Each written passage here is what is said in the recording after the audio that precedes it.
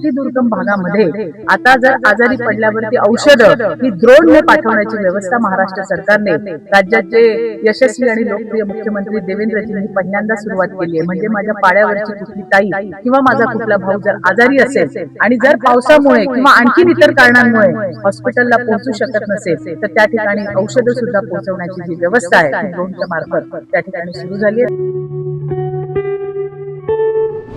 ड्रोनने औषधं पोहोचवण्याचा दावा, मग 23 वर्षीय आदिवासी तरुणीपर्यंत औषधं का पोहोचली नाहीत?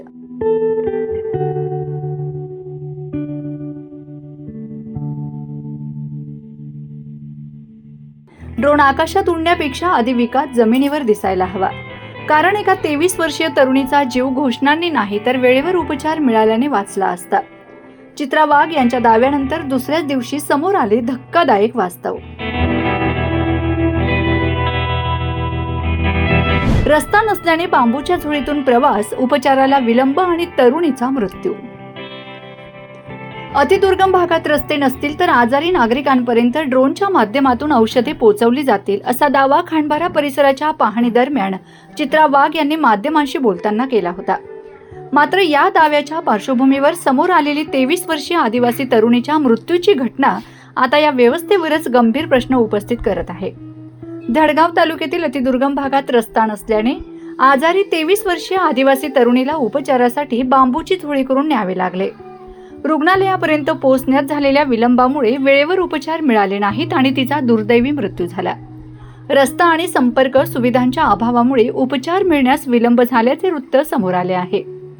आता प्रश्न उपस्थित होतो, ज्या अतिदुर्गम भागात रस्ते नाहीत तिथे आजारी नागरिकांना ड्रोनद्वारे औषधे पोहोचवण्याची व्यवस्था करण्याचा दावा केला जात असेल तर या 23 वर्षीय तरुणीच्या आजारपणाची माहिती प्रशासनापर्यंत पोहोचली होती का?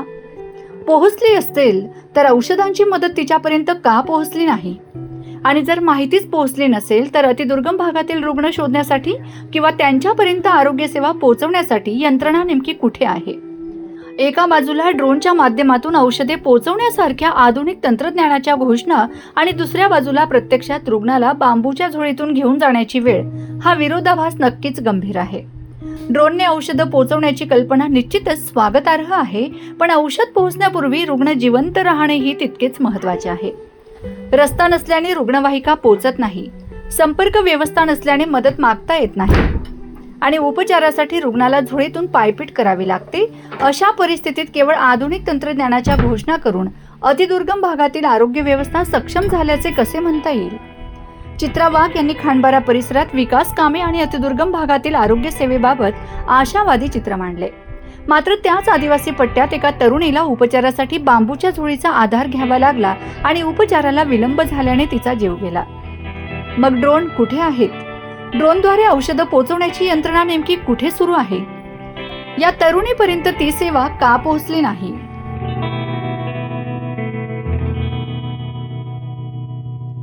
वाटतं की अजून सुद्धा आपल्याला खूप काम करण्याची गरज आहे।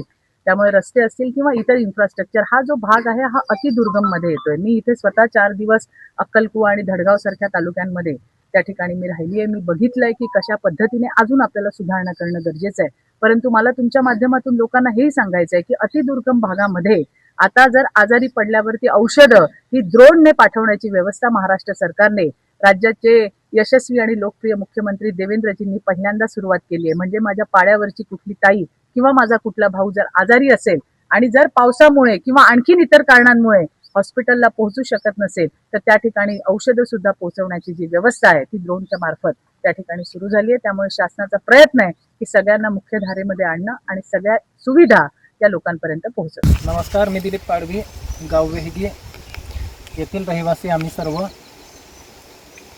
21/8/2026 रोजी आज आमच्या गावात खूप दुर्दैवी घटना घडली। सदर घटनेत रुसाबाई सुभाष वळवी या महिलेला अचानक छातीत आणि पोटदुखीचा त्रास होऊ लागल्याने आम्ही सर्व गावकरी मिळून बांबू जोडीच्या सहाय्याने सदर महिलेला दवाखान्यात नेताना तिचा मृत्यू झाला। कारण की रस्ता आमच्या गावात नसल्यामुळं, आमच्या पूर्ण वेगी गावात रस्ता नसल्याने आणि कच्चा रस्ता असल्यामुळे आणि परत पुढं जाऊन वेगी गावाला जे जोडणारा जो कच्चा रस्ता आहे त्या ठिकाणी खूप मोठी सूप नदी आहे आणि सदर नदीला केव्हाही पाऊस जास्त झाल्याने केव्हाही पूर येतो आणि त्या ठिकाणी नेतांना आम्हाला सदर महिलेला नेतांना उशीर झाला आणि आमच्या रुसाबाई सुभाष वडवी या महिलेचा दुर्दैवी मृत्यू झाला. तर त्यांचे नातेवाईक पण आमच्यासोबत आहेत. त्यांचीही आम्ही रस्तू काय ना हा वडी खाली अडवा होये त्यावाही पोयरी नसत गई देवीला नत गई सतीम दुखिता येत आसपास दुखताते उसनीत नेत जाणार हा होत्ता इंडियात आहू माटीना मिल्या त्या काज है उसनीत नेत जाणार ना मिले त्या काज है आम्हा पोयरी नष्ट गई देवीला नत गई गावा में रस्तू काय ना कसू रस्तू बी काय ना पूल काय ना रेंज काय ना त्या काज है आमहोड सोनाव है आम्हा घड घडी घटना है त्या काज आमू शासना माधुकन नाही